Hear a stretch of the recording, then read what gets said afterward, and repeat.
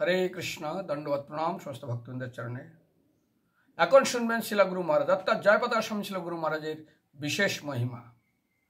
শিলা প্রভুপাদ নিজের মুখের বাক্য।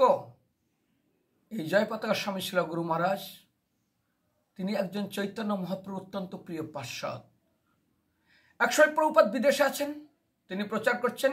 ভারতের একজন অত্যন্ত উচ্চ পদস্থ রাজনীতিবিদ, তার সঙ্গে প্রভুপাদের প্রথমে মিলন হয় এবং তিনি লেটারও লিখেছিলেন।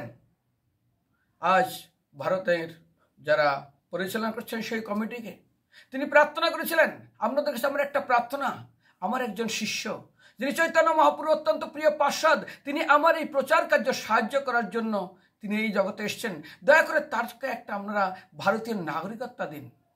কারণ সেই ব্যক্তি প্রভুপাদকে বলেছিলেন, আপনি আজ ভারতকে অত্যন্ত গৌরবান্বিত এবং মহিমান্বিত করেছেন, সারা বিশ্বে চৈতন্য মহাপ্রভু বাণী আপনি প্রচার করছেন, এই কার্যের আগে কেউ করেনি, এটা একটা ভারতের জন্য অত্যন্ত অত্যন্ত গৌরবের বিষয়।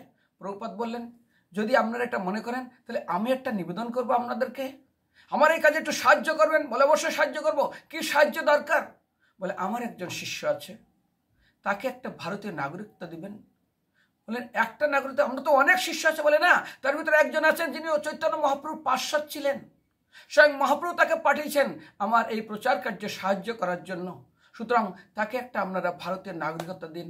এবং প্রভুপাদ পরে ভারত এসে তার কথা মতন তিনি লেটার লিখে যখন জমা দেন, তারপরে শ্রীমা জয়পতাকা স্বামী শিলা গুরু মহারাজ ভারতের নাগরিকত্ব প্রাপ্ত হন। এটা প্রভুপাদের মুখের কথা।